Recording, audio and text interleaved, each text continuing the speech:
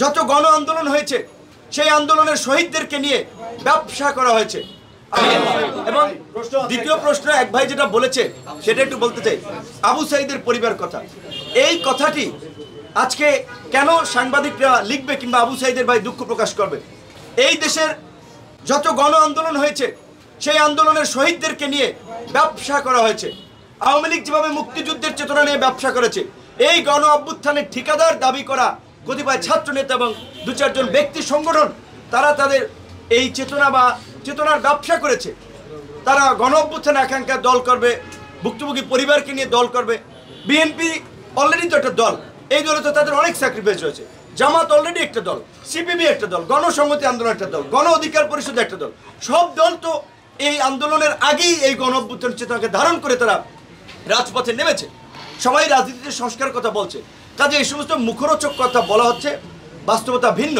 যেই কারণেই এই গণ অভ্যুত্থানের সবচেয়ে আইকনিক ফিগার, টার্নিং পয়েন্ট ছিল সত্যিকার অর্থেই এটি যদিও গর্বের অহংকারের আবার দুঃখের, যে আবু সাঈদের বীরত্বপূর্ণ আত্মত্যাগ। অথচ সেই আবু সাঈদের পরিবারকে তো আনুষ্ঠানিকভাবে দাওয়াত হয়নি। যদি তারা গণ অভ্যুত্থানের চেতনা ধারণ করত তাহলে ওই মঞ্চে এই শহীদ পরিবারকেই তারা প্রাধান্য দিয়ে সামনে রাখতে পারতো। শুধু আবু সাঈদের পরিবার না, এই পিজি হসপিটাল থেকে কয়েকদিন পর পর আহতরা যমুনার গেটের সামনে আসেন, প্রেস ক্লাবের সামনে আসেন, যে তাদের সুচিকিৎসার দাবিতে। আমরা গত 6 মাসে এই সম্পর্কে ওইভাবে একটি খুব বেশি কথা বলি নাই, যে আমাদের ছোট ভাই সহকর্মী তাদের সম্পর্কে আমাদের বলা ঠিক হবে না। তারা গণ অভ্যুত্থানের এই আহতদের তালিকা নিয়েও যে 9-6 স্বজনপ্রীতি করেছে। যারা তাদের রাজনীতি করবে তাদেরকে একটা ভালো ক্রাইটেরিয়ায় তাদেরকে বিদেশ পাঠানোর প্রাধান্য দেওয়া, যারা তাদের কথা শুনছে না, তাদের রাজনীতিতে যুক্ত হচ্ছে না, তাদেরকে প্রাধান্য দেওয়া হচ্ছে না। এই ঘটনাগুলো আপনারা খোঁজ নেন।